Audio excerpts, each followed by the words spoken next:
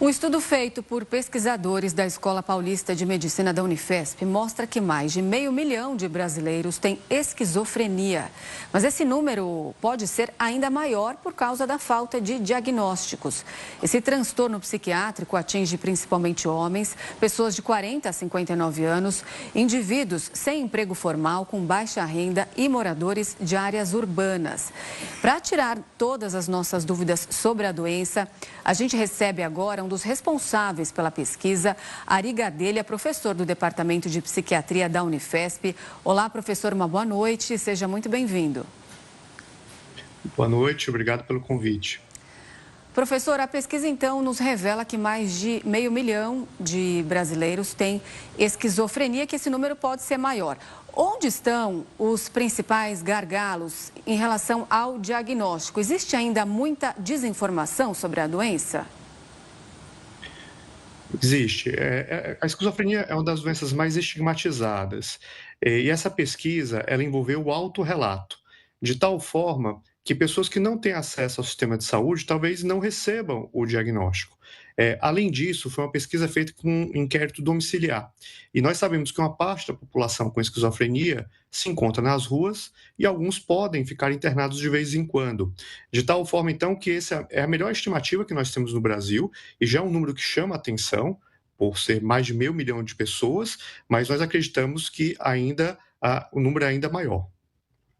E, doutor, qual que é o diagnóstico da esquizofrenia? Ou seja, como que uma pessoa, ela nasce esquizofrênica, ela se torna esquizofrênica, quais são os riscos para ela ficar sem um tratamento adequado? Perfeito. O melhor modelo para entender a esquizofrenia é no qual existe uma vulnerabilidade genética, você pode ter uma história familiar ou não, é uma loteria genética, sobre a qual atuam fatores de risco ambientais. E aí que entra um pouco essa questão da vulnerabilidade social. Pessoas em situação de vulnerabilidade possivelmente são mais expostas a efeitos, a situações adversas, como complicações obstétricas, violência, uso de substâncias. Isso tudo aumenta o risco de desenvolver essa condição. O diagnóstico, ele é feito, nós falamos que ele é clínico. Ele envolve a presença de um conjunto de sinais e sintomas. Os mais característicos são sintomas psicóticos, que é a presença de delírios ou alucinações, presentes por um período de tempo e excluindo outras causas. Então, você precisa ter acesso ao serviço de saúde para que esse diagnóstico seja feito de forma adequada. E como a nossa pesquisa mostrou, existe uma grande vulnerabilidade social dessa população. Muitos dessas pessoas não conseguem nem acesso ao serviço de saúde, por dificuldade de transporte, moradia e da própria condição socioeconômica.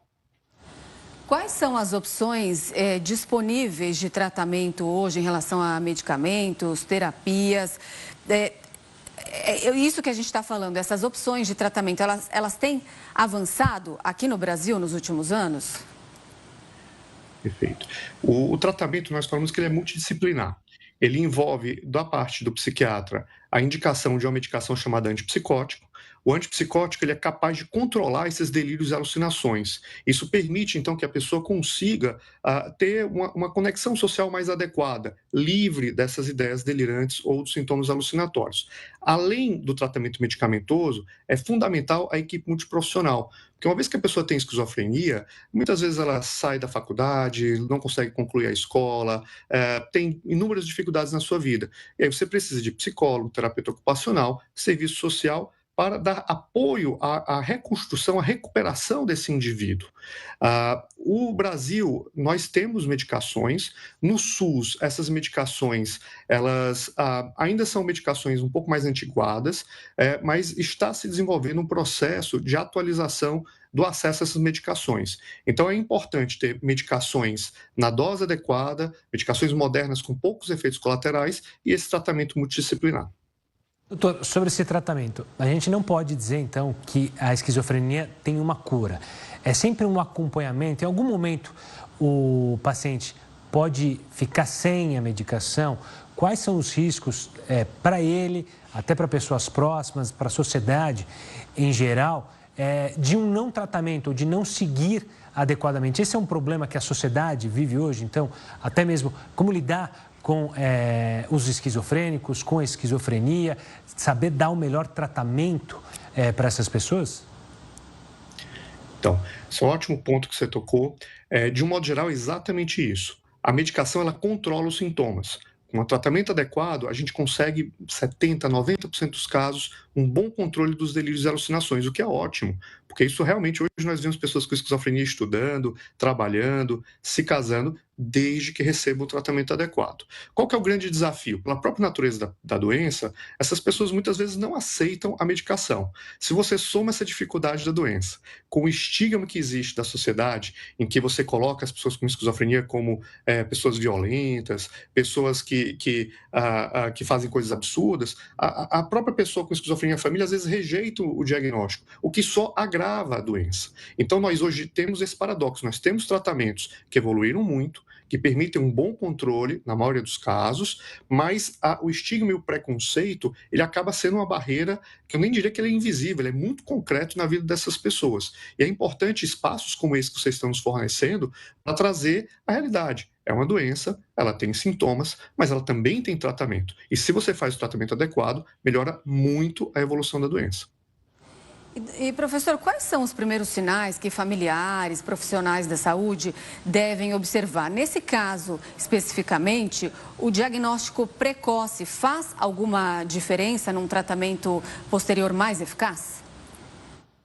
Faz toda a diferença. Hoje a gente sabe que a maior parte das pessoas do que chama o primeiro episódio psicótico, ele vai começar em torno dos 18 anos. Então, 70% dos casos começam entre 18 e 30 anos. Homens começam um pouco mais cedo, mulheres um pouco depois.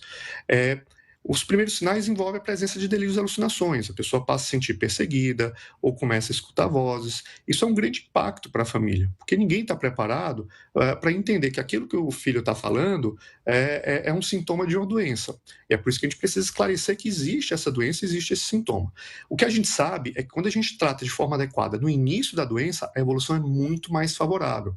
Porque o prejuízo associado à doença está associado ao maior tempo que ela fica psicótico e às consequências de ficar psicótico. Se eu tenho um delírio, eu dificilmente vou ter uma vida social, uma vida ocupacional, completar a minha escolaridade. E aí, se eu levo mais tempo para tratar, fica muito mais difícil recuperar. Então, a identificação precoce, ela é essencial. E não só a identificação precoce, mas instituir o tratamento o quanto antes.